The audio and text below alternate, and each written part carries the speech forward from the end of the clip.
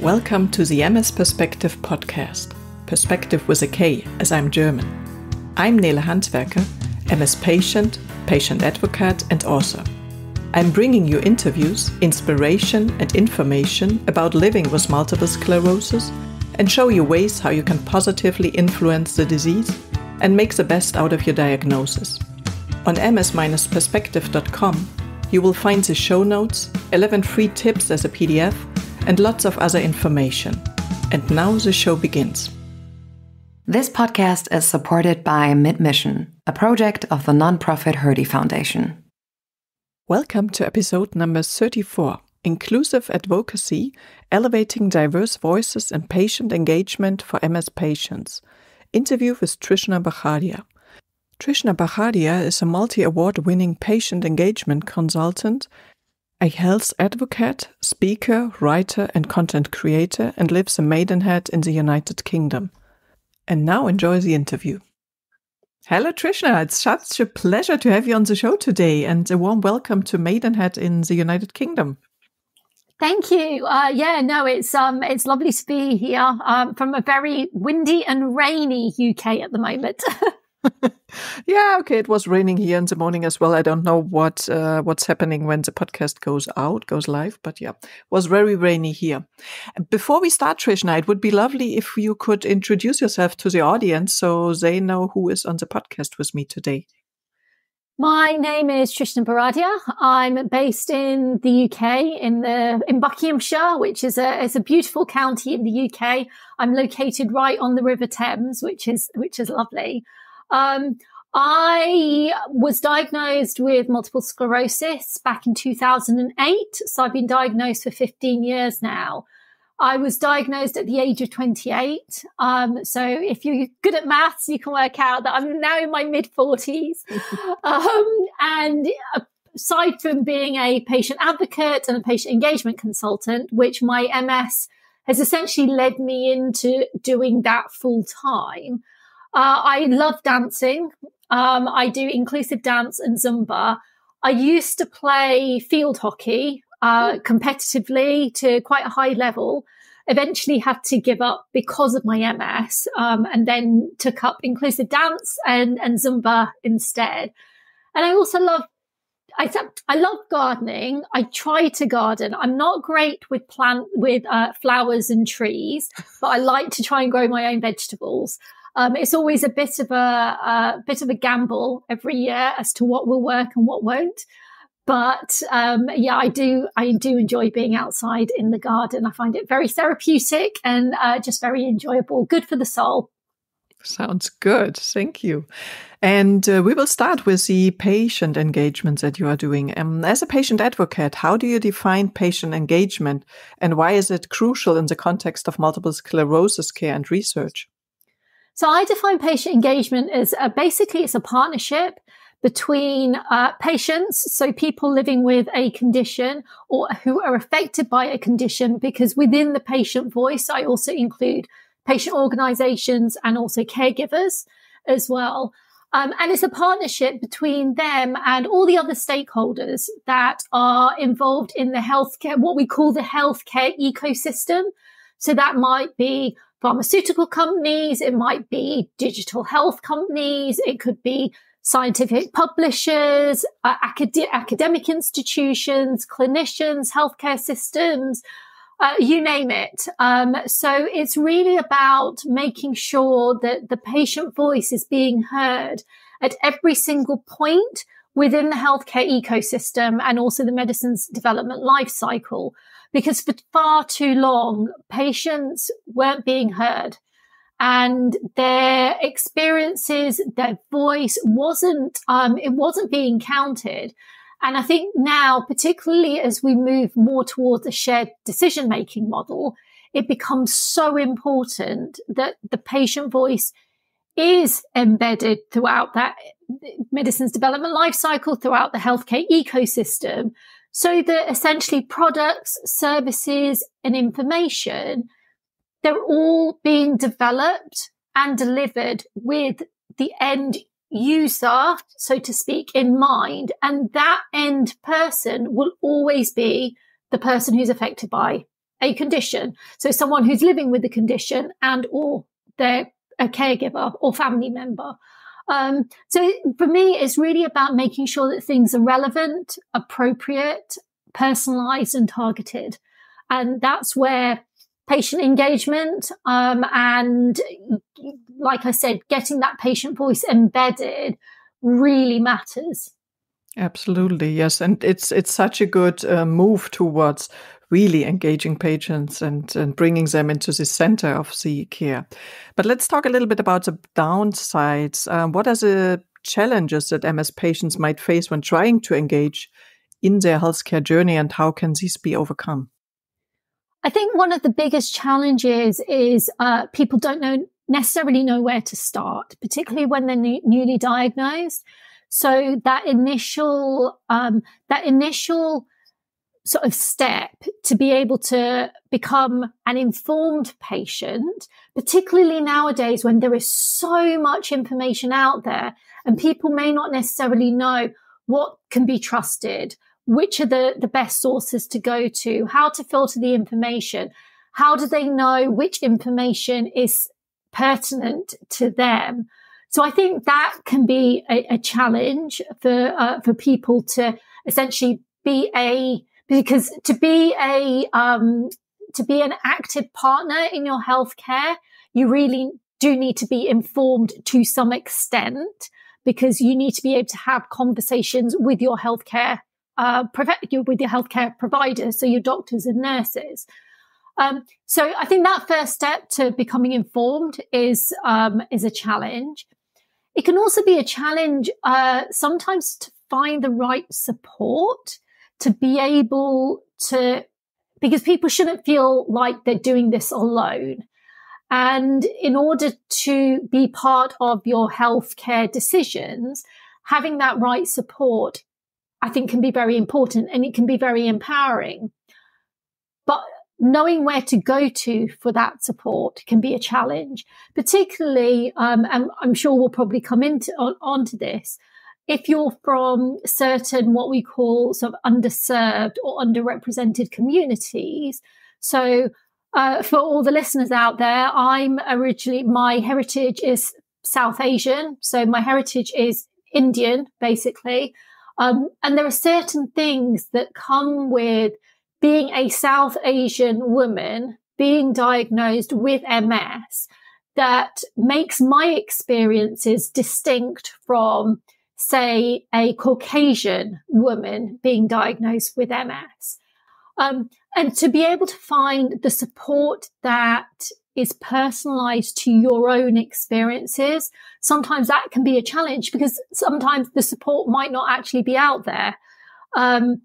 So, you know, in some of the main MS charities, for instance, we know that they don't necessarily reach everybody within the MS community. They don't necessarily speak to the particular nuances of experiences of everybody within the MS community. So then where do people go to for that support? Is it online groups? Do they create their own support group, for instance? So I think finding that personalized support can be a challenge. And then I think it can also be a challenge getting healthcare professionals on board sometimes, because there are still healthcare professionals out there who take the stance that they're the doctor, they're the one with the medical degree, they know best, and the patient should do whatever they say and shouldn't ask questions, shouldn't find out information for themselves. And if you happen to have a doctor who takes that stance, but you actually want an active part in the decision making, sometimes it can be difficult to navigate that relationship. So finding doctors, I often say that, you know, the relationship with my neurologist is going to be the longest relationship that I have in my life outside of the relationships that I have with my family. Yeah. And so that relationship has to work. You need to be on the same page. So sometimes it can be a challenge if your healthcare team isn't on the same page. And then you're thinking, well, how do I navigate this this and be able to have the active part in the decision making that you really want, when maybe your healthcare team isn't as comfortable with that happening. Yeah, absolutely. We have a metaphor for that. It's called the guards in white. That's the old style of doctors, and luckily there are fewer and fewer of them. Yeah. Most of them nowadays prefer the shared decision making because it's better for them as well. Because then therapy adherence and all these things are normally higher. But yeah, there are some issues.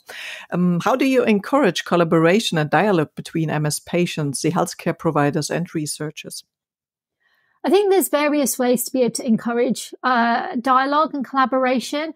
I think the first step is education of healthcare professionals and researchers, because sometimes the willingness is there, but they don't know where to start. So, researchers in particular, I often speak to researchers and they say, oh, we want to work more with patients, but we don't know how to. So I think education and raising awareness of the value of working with patients is a really good first step.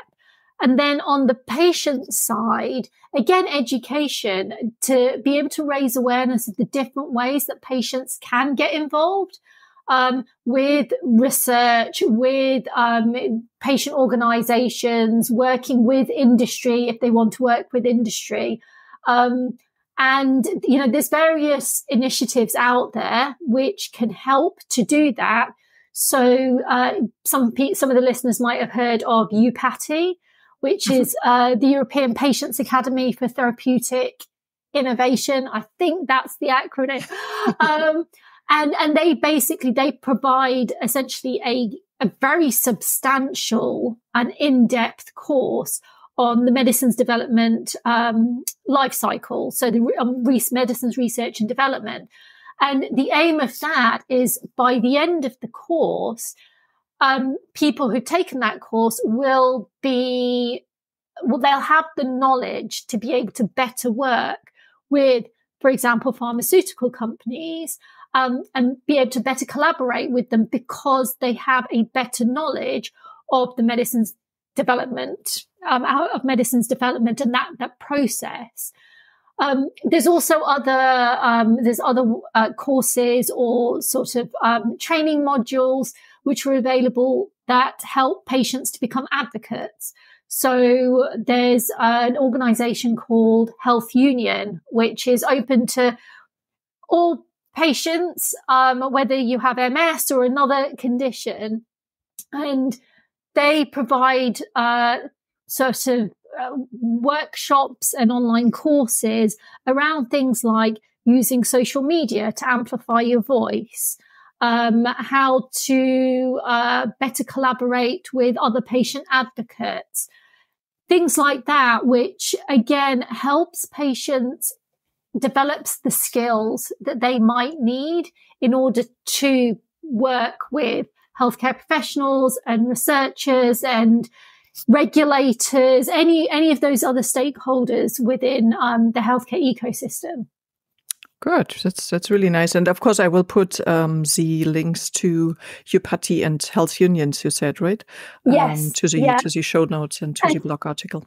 And actually, specifically within neurology, so EFNA, which is the European Federation of Neurological Associations, they have some really great advocacy specific to neurology advocates courses. They're online. So if you go onto the EFNA website, and then EURORDIS, which is the European organization it's the umbrella European organization for rare disease. They also have advocacy courses online, and these are all they're free. They're online. You can take it at your own pace. I've done many of them myself. And for many of them, you get a certificate at the end as well, which I always kind of like. It's always nice to have a certificate at the end of doing something. Absolutely, absolutely. Mine, I just was not able yet to join the presence course for you, Patty, due to my little one. But yeah, let's see. So if people are interested in that, it is a very heavy, I would call a heavyweight course. There's a lot of time involved. So it is something that you need to be ready and have the time available to do it. I've not been able to do it because I haven't had the time, but there are others. So, the EFNA courses, your Audis ones that I mentioned, Health Union, many of those you can do within, some of the modules you can do within a couple of hours. So there's a wide variety out there. It's just a case of you just have to decide what fits well with you and, where you are in your life and what time commitment you can give. But there's lots of options out there. I think that's the important thing to remember. There's options out there. Absolutely, yes. And then you can pick the ones that fits you best. Let's talk a bit about the empowering of MS patients through engagement. In what ways can MS patients actively participate in their own care and decision-making process? So I think there's various ways that MS patients can actively participate in their own care and also the decision-making. One of them is through, and I've already mentioned this, becoming informed. So attending things like research days, going to events where there are speakers who are talking about MS research, and being what I would say an active participant in your healthcare in terms of taking an interest in your MS. So are you, for example, keeping a diary? There's lots of apps out there which are great for being able to, keep to monitor symptom management, so that when you go to your doctor, you've got information that they can use. There's also in certain countries, not all, there's certain validated tests which are available. So things like the equivalent of the 9-hole peg test or the timed walk, which you can do actually on your phone, on your smartphone. And I think gathering that kind of data is a really good way of patients being an active part in their healthcare, because not only does it show to the healthcare professional that they're taking an interest, but I feel like it also gives the healthcare professional more information that they can then help to formulate, care plans, treatment plans, and things like that. If you're relying on, in many places, you may see a neurologist once or twice a year, and you're relying on your memory, you might forget things. I know that I do. And so same here. And so I think it makes you take responsibility, rather than saying, okay, well, that's the doctor's responsibility. And I think patients have to, if they're going to take an active part in their healthcare, they have to take some responsibility themselves for monitoring their own disease. I think that's important. Yes. And these apps I did on the German podcast, I did already a week of digital health solutions. There are some really good out there, and I use them myself. And it's nice to get some positive feedback on, hey, maybe going for a walk or doing some more exercise really helps with symptoms. So there is also this side of the apps. Can you? Sorry, I was going to say, I think these days there is so much available, so tools and resources that can really help MS patients. When I was diagnosed 15 years ago, none of this was available. And literally, if I wanted to keep a diary, I was literally writing things down in notebooks and had loads of notebooks. And there was no way to analyze the data or produce a graph and things like that. There is so much out there now that you're hard pushed to not be able to find something that suits you. and the way in which you want to be able to monitor your MS and take that active part in your healthcare. Absolutely. Can you provide insights into the impact of patient engagement on clinical trials and research studies related to MS? I guess you have some knowledge. I do.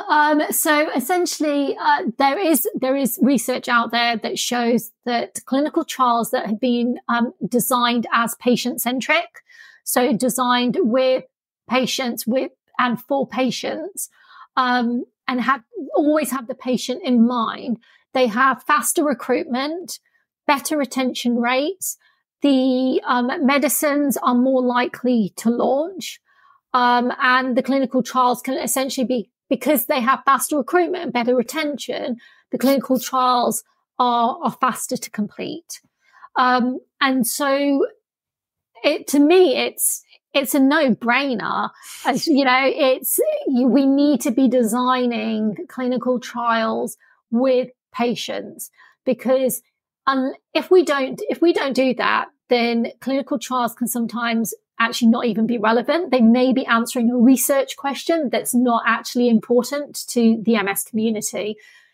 They may not be logistically and practically appropriate for people who are living with MS. So it might be the practicalities around, if, for example, somebody has mobility issues, but they're being asked to go to a site that isn't accessible, for instance.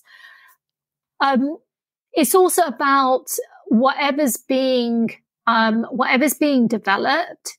It needs to, again, be appropriate for the MS community. So that might be things like the route of administration, the devices. So let's say it's an injectable medicine. The device that is being used in order to inject that medicine, is it taking into account things like people might have dexterity issues? So you can't have the button to be too hard to push. Things like that all really make a difference. And companies are now really working with patients to try to make sure that the clinical trial protocols, the research questions that are being answered, the way that the drugs are being developed, and also what is being developed is truly taking into account what's the most suitable and appropriate and important to the MS community. So, and I've seen a real change over the last sort of around 15 years since I've been diagnosed in terms of the amount of engagement that patients are having within the clinical trial space.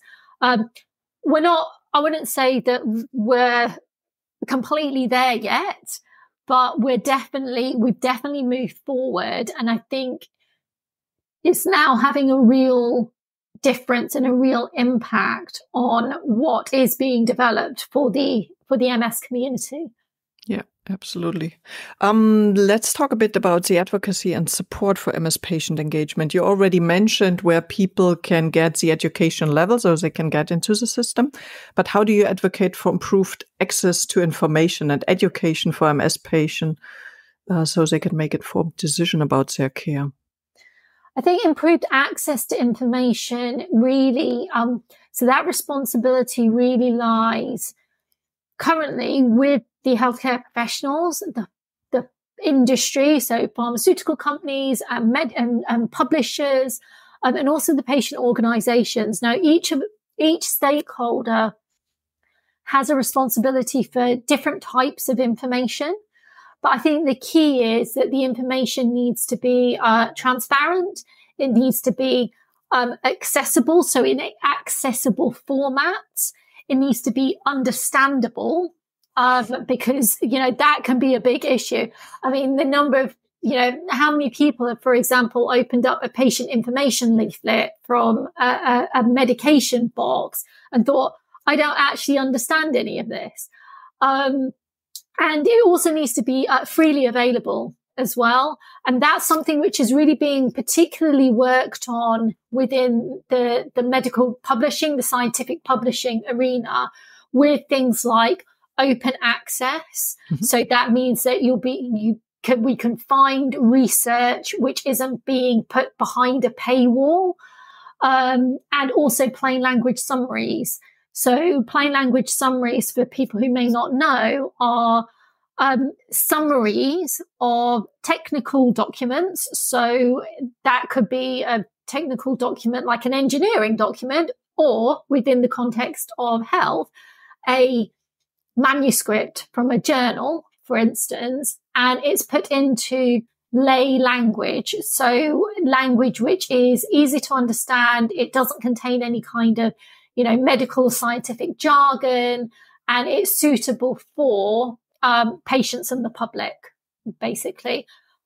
And that, particularly, I would say in the last, about 5 to 6 years, particularly has really moved forward. And there are publishers out there that are now really making an effort to be able to have authors, so researchers, essentially be able to publish in open access and include a plain language summary with their manuscripts. And I think that along with, like I said, the information that is provided by doctors and also by patient organizations and pharmaceutical companies, all together, people are working towards those goals of having greater access to information, more understandable, freely available, accessible formats. And hopefully that will improve health literacy across the board. Absolutely. I mean, I just joined ECTRIMS and there were so many abbreviations. And luckily I had a statistic course, so I'm studying multiple sclerosis management as a master's program. And luckily, yes, we had statistics because, of course, when they go into the trials and try to explain them, it's really important that you have some literacy in that point. And yes, but let's say if a normal patient would go there without any further education, no chance to understand the stuff. Yeah. And that's really where, so I'm a huge advocate for plain language summaries. And that's really where plain language summaries really come into their own, because with that, it's about taking all that really complicated statistical methodologies and all of that kind of thing and putting it into simple, plain language that is easy for anybody who, basically anybody to understand who doesn't have that expert knowledge. And actually, so plain language summaries, people often think that the only audience will be patients and caregivers. And actually it's not. Even non-specialist healthcare professionals can find plain language summaries useful. So do health journalists, for instance, because, health journalists aren't experts in the methodologies and the different types of methodologies and the statistics and all of that. And that becomes important as well, because so many people get healthcare information from the mass media. So we need to make sure that the information that is going out there is correct and it's, is accurate.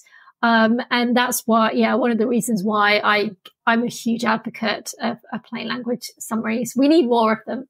Absolutely. Totally agree. Let's come back to the topic of inclusivity. How do you approach patient engagement to ensure inclusivity and representation of the diverse voices within the MS community? One of the ways that we can ensure diverse representation is it has to come, I feel like it does need to come from within those communities. So I am part of a national support group called Asian MS, which is part of it works under the umbrella of the MS Society of the UK. And Asian MS was basically set up by, and this was many, many, many years ago now.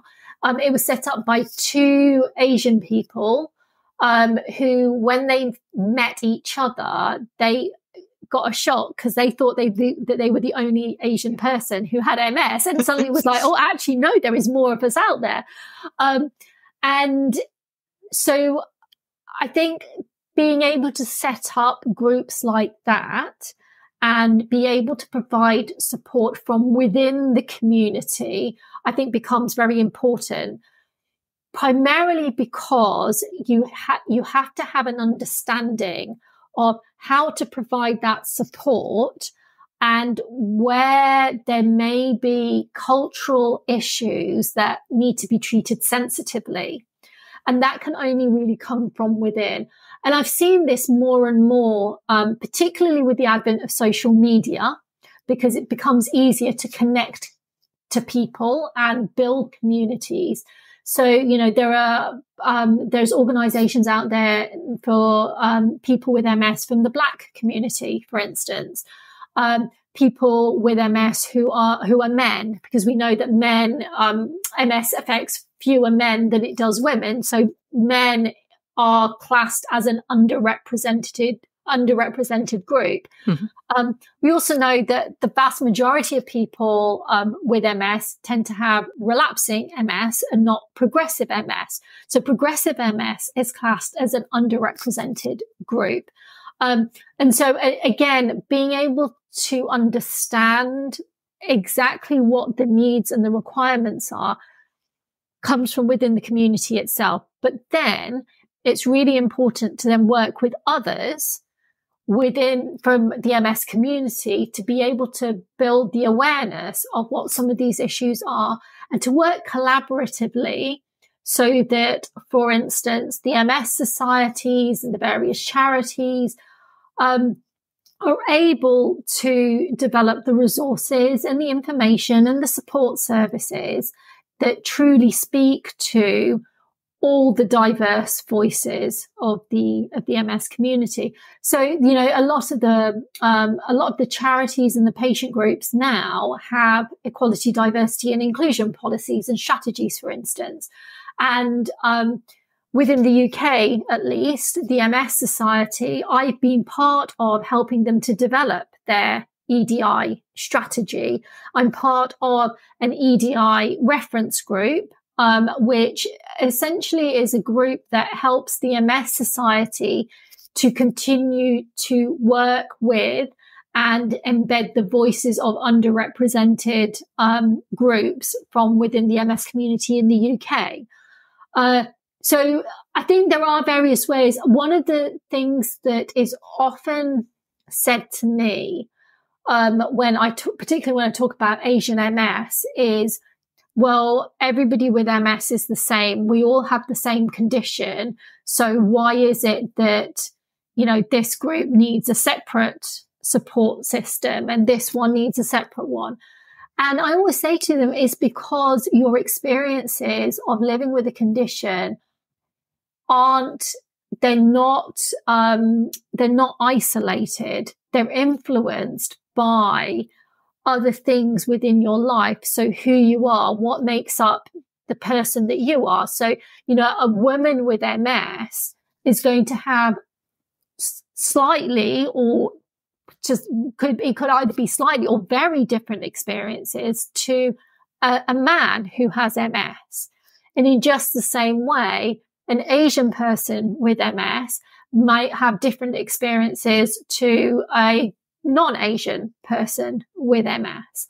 And that's really why it's important that we as a community recognize that there may be differences of experiences, and we don't try to just provide a blanket, we all have MS, so we're all the same, because that's just not true. No, absolutely. And I mean, talking about the Asian MS community, when I think about all these totally different cultures in Asia, I mean, Asia is such a big continent. Yet, of course, it totally makes sense because probably how health or disease is being seen in the community, all these cultural aspects, and then how people treat you if they think you are a stranger because you don't look like them or whatsoever. There are so many aspects that come into account. Exactly. Well, so in Asia, many people don't realize this, in Asia, MS is classed as a rare disease because it's not common in Asia. And so for me so I was born and brought up in the UK. But for me, trying to explain to my family who are in India what MS is really difficult, because they've never heard of it, because it's not common in Asia. And so even, things like that, really, that's what we tend to use as examples to be able to demonstrate how some of those differences kind of manifest themselves practically if you're diagnosed with MS in certain communities. Yeah, makes totally sense. How can patient advocates foster meaningful partnerships? I mean, you were talking a lot about the partnerships with healthcare professionals and researchers in the MS field. Do you have some tips, some practical ones? I'd say my first practical tip will be that remember that you're the expert of your own experience.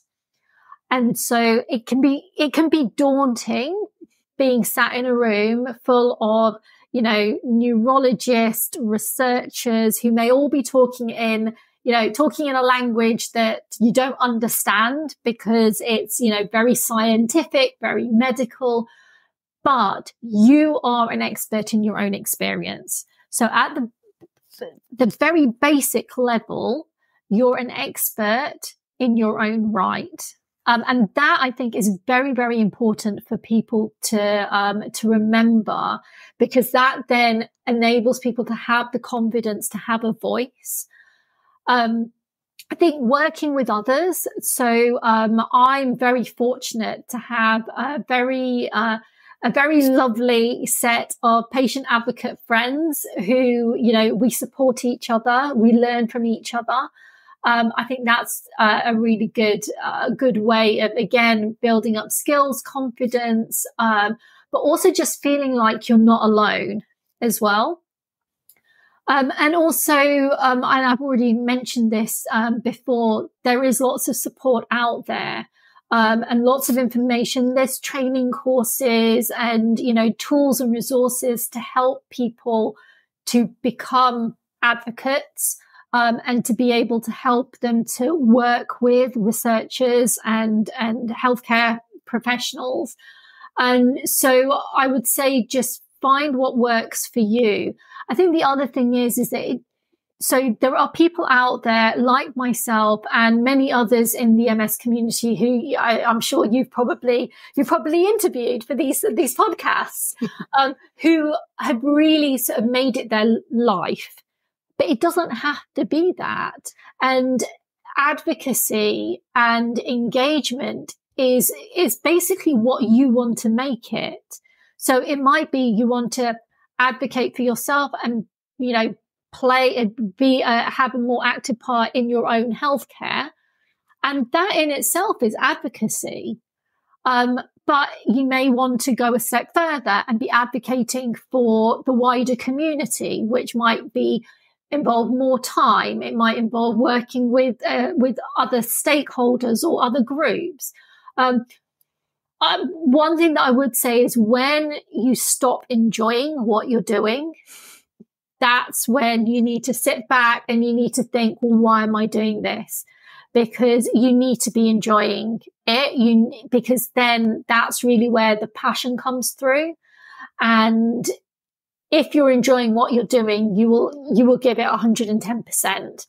And I think it can become very important, particularly if you're doing it to the extent, for example, that I'm doing it, that you do enjoy it, because it can become mentally, it can take a lot out of you, because I'm always thinking about health, always thinking about MS, other conditions, and you're constantly being reminded that you're living with a health condition. And I've had to develop sort of tools to be able to distance myself sometimes so that I can switch off. And so, but I'm lucky because I enjoy what I do. And so I think that makes a huge difference to being able to give everything into this. So yeah, if you're not enjoying it, then yeah, seriously think about whether you want to continue or do something different. This is the other thing about advocacy. There's so many different things that you could do. It might be that, you want to be going and campaigning in Parliament. That's not for everybody. For somebody else, it might be that they want to set up a local support group, and they hold a coffee morning once a week for people with MS to be able to come and connect.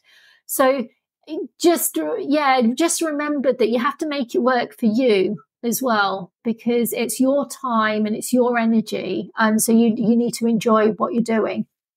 Absolutely. And I have to say, since I'm doing that podcast, I was never so happy with my job. Yeah. I'm totally into it, and it really it gives so much sense to my work life. So but yeah, if you don't enjoy it, maybe move away or think about a different direction. So that's a very important tip. Well, what are your thoughts on peer support networks and their role in empowering MS patients to become more engaged in their health? I, for example, got a lot of interesting insights and knowledge and ideas from patients with other conditions. It's not just CMS patients. So I think that's also sometimes very interesting and very fruitful. Absolutely. And I've really enjoyed having the opportunity to work with patients who come from all different disease areas and also all different countries as well. I've had some fantastic opportunities to be part of sort of events. So earlier this year, 2023, just in case this goes out next year.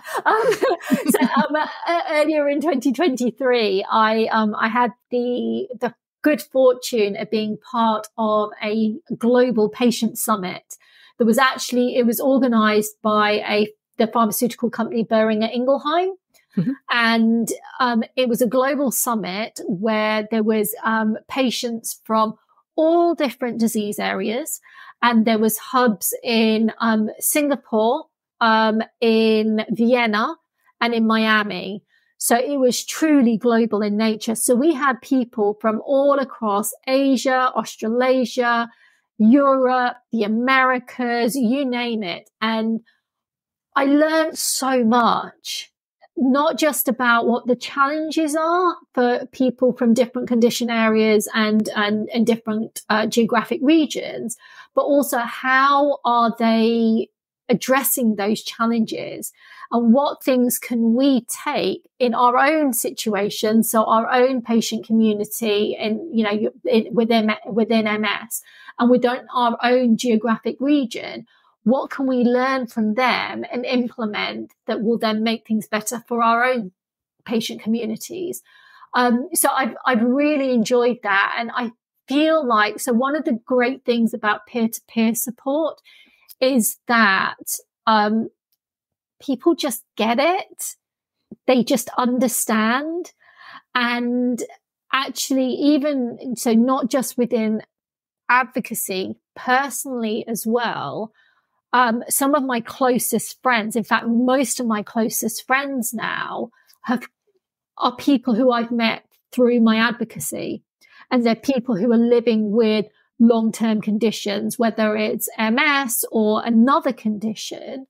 And naturally, it's ended up developing that way because I feel like I get the emotional and the mental support that just comes naturally from people just understanding what you're going through because they're going through a similar thing. And that's really where I think peer-to-peer support can really, really be valuable.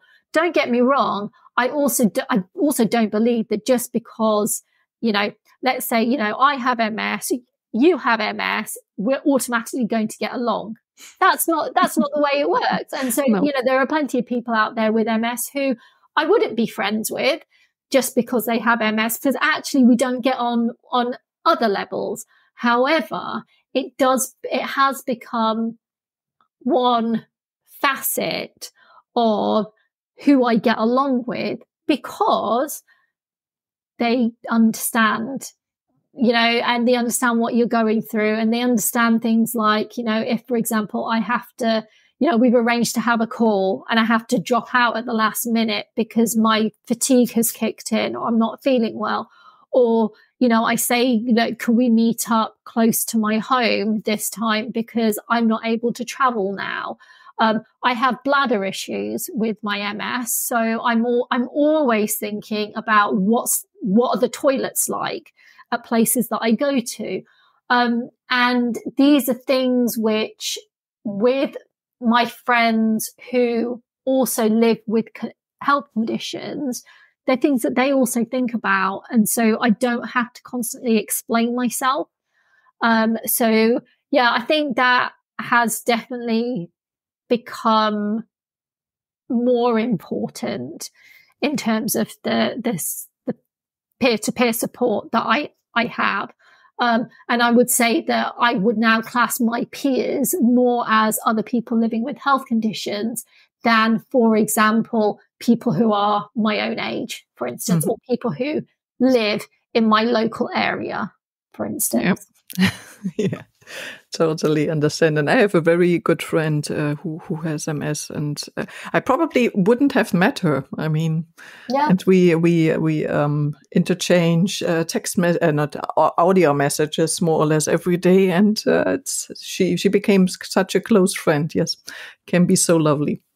Can you share some examples of successful patient engagement initiatives that have had a positive impact on MS patient lives?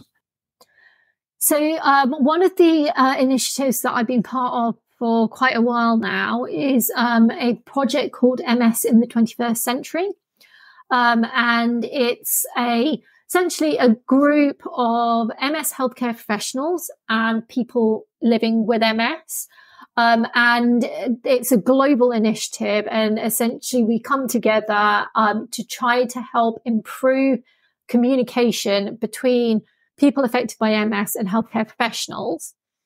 And we do this by building up evidence. And then from that evidence, we identify gaps that might need filling, and then develop tools and resources.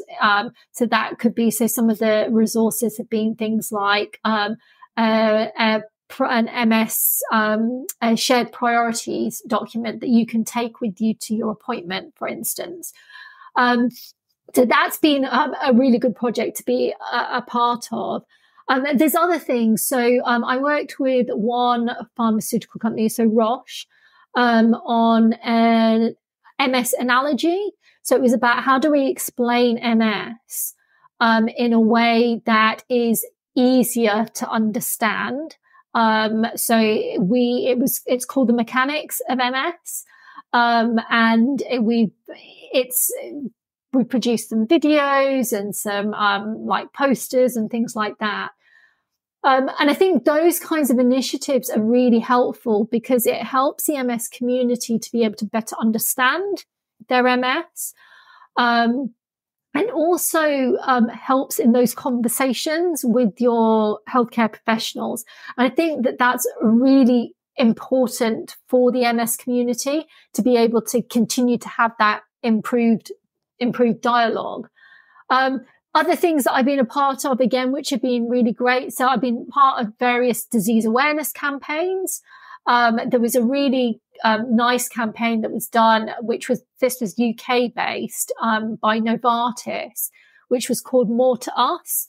And one of the things I loved about that campaign was it was co-designed, co-developed with people with who are affected by MS. So I was an executive producer on that campaign. It was so we identified people from the MS community, and it was about celebrating everyday achievements. And within that, there was a day when all these people came together. They had a photo shoot. The person who we got as a photographer has MS themselves. So again, it was about having that understanding and having people who are affected by MS embedded throughout the entire sort of development of the project and the campaign and the delivery. And so those for me tend to be I feel some of the most successful and some of the most valuable. It's where you have the people affected by MS literally involved from the very start all the way to the very end. Another initiative which I thoroughly enjoyed was it was actually formed part of a satellite event at ECTRIMS when it was in Berlin, which I think was in 2018. And Merck had put on a patient, it was a patient organization event.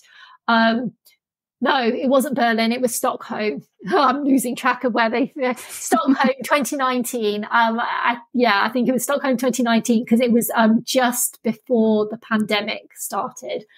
And it was, so at ECTRIMS, they often hold a satellite event for patient organizations and patient representatives.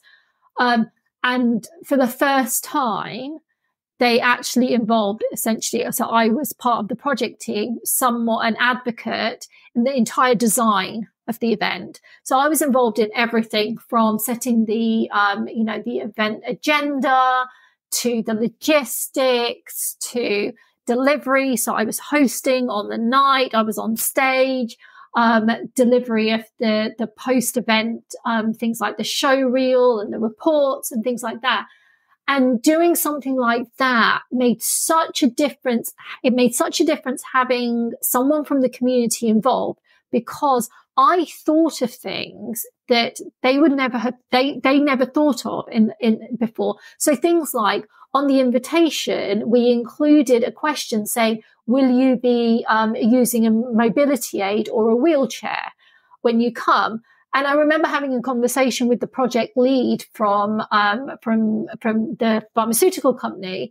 And she said, well, are we allowed to ask that? Is that okay to ask? And I said, yes, because if you ask that, people will understand that you're not asking because you're being nosy. You're asking because we need to make sure there's going to be enough space for people to move around. Because I've been at events which were designed for people with MS, and people who were using mobility aids or wheelchairs literally got to where they were going to sit during that event and then couldn't move because all the tables were so crammed in. Mm-hmm. That's just embarrassing, So we were able to think of things like that. Also things like that. So the timing of the event meant that essentially people would have ended up having to miss their dinner, because at the time it started and the time it ended, it would have been too late. By the time people got back to their hotels, it would have been really late for them to be having their dinner. So I said, well, we can't just have finger food and canapes. Serve proper food, especially because a lot of people who have MS may be taking medications which they need to take with food. Mm-hmm. So we need to provide a proper meal.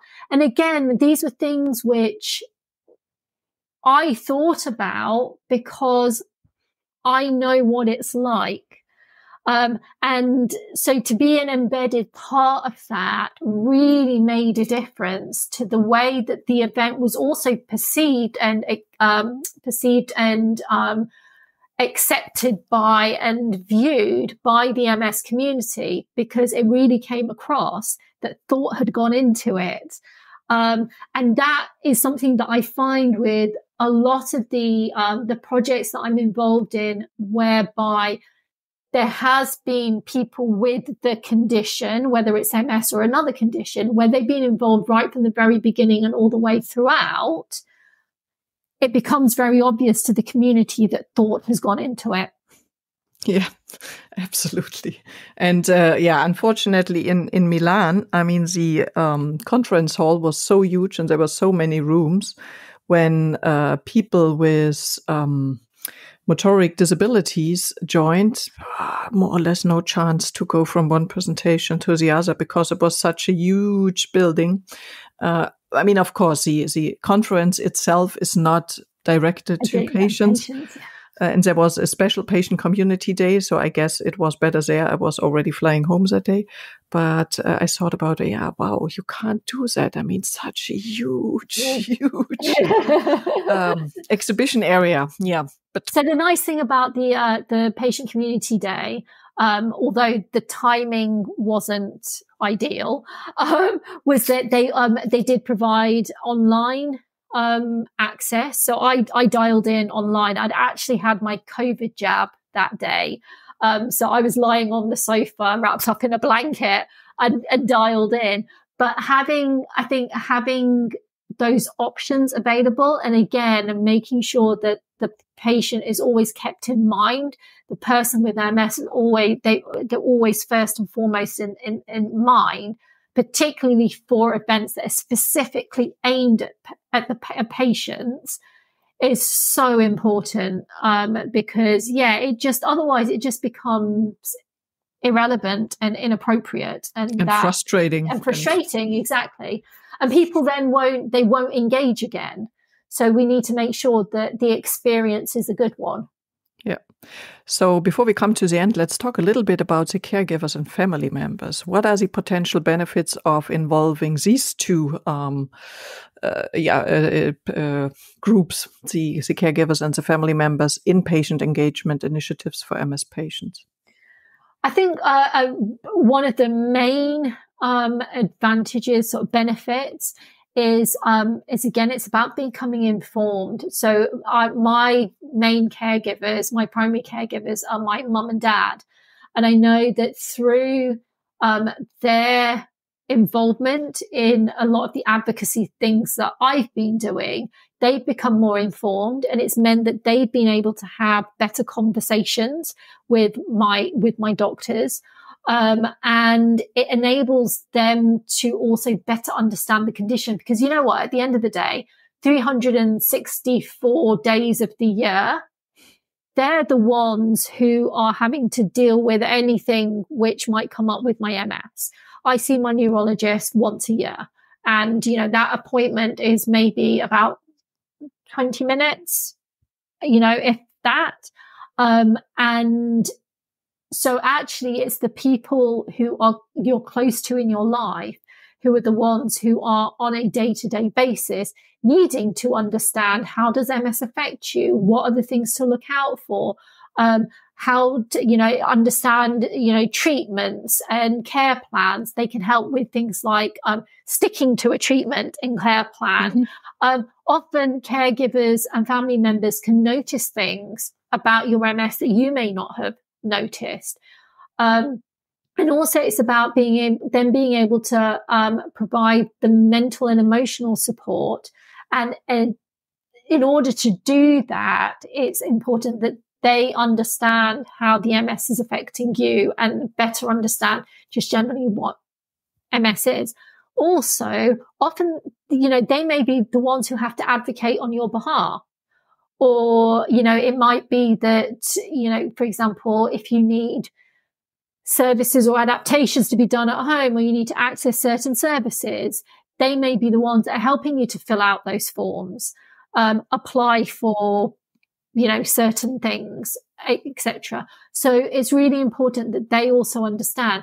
Also, having caregiver engagement in things like clinical trial design is also really important, because, I wouldn't be able to participate in a clinical trial if I don't have the support of my parents, because they're the ones who would have to take me to the trial site, for instance. So being able to understand what's important to the caregiver, how would a clinical trial affect them? Would that make a difference in terms of a patient being able to participate?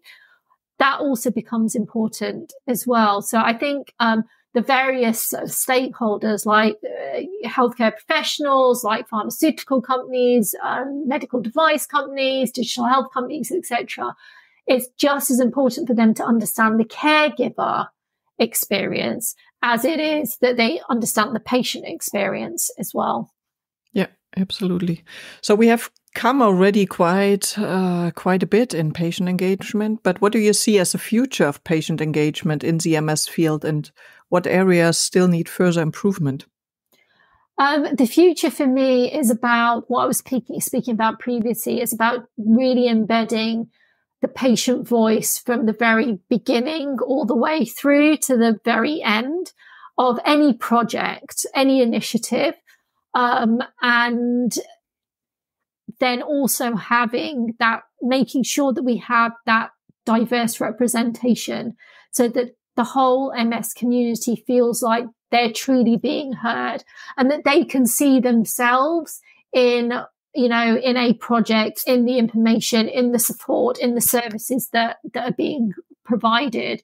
So, I would like to see in the future, more co-production, more representation. And I think we're getting there. I think that the patient voice will be the main driver of healthcare and MS care in the future. The patient voice has been getting stronger and stronger even in the 15 years that I've been diagnosed. And I would hope that continues in the future. Yep. So lastly, what message or advice would you like to give to MS patients who are interested in getting involved in patient engagement and advocacy efforts? I would say that the first step is having the interest. So that's always a really good start. I would say seek out some of the resources that I've already spoken about. If it suits you, get in touch with your local MS patient groups. So it might be an MS Society or other charities. And then also have a look online. So there's lots of MS advocates out there, people like me who are talking about the different things that we're doing, because that might give you an idea as to what direction you want to go in. And then remember, like I said, you're not on your own. Reach out to other patient advocates, reach out to the patient organizations, ask for support if you need it and you don't know where to start, because it's out there. And it's just a case of, like I said, finding what works for you. And then don't put pressure on yourself either.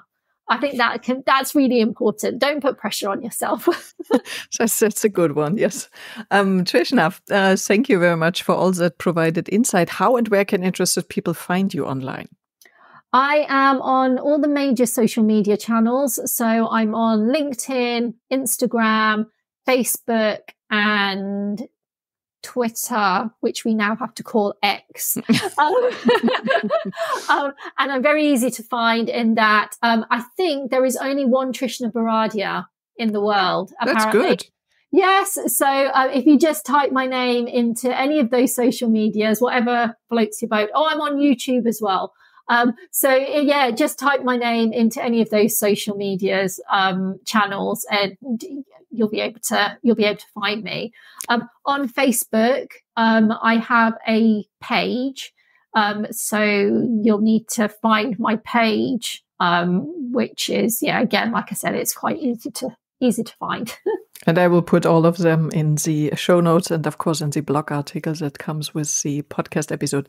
Trishna, thank you very much. Really, I mean, it's great what you are all doing, what you have reached so far. You shared some of the examples where you engaged and where very good projects were born, let's say. And thank you for everything. Thanks to your parents as well. I couldn't do all of this without them. And I'm looking forward to see what you are up to, and stay in touch. And thanks a lot. Bye-bye. Thank you. Bye. I hope you enjoyed the interview and learned something new, and maybe got inspired to become a patient advocate as well, or at least to be a patient advocate for yourself. And next time we stay in the UK, and I will do an interview with Indu Khurana about empowering people with MS to live a fulfilling life. And Indu Khurana is a psychotherapist and MS coach. and a MS patient as well. It's again a very interesting interview, so tune in and hear you next time. Thank you for listening today. I hope you found it helpful. You may also be interested in the previously published episodes and posts, which you can find at ms-perspektive.com/podcast. Perspective with a K.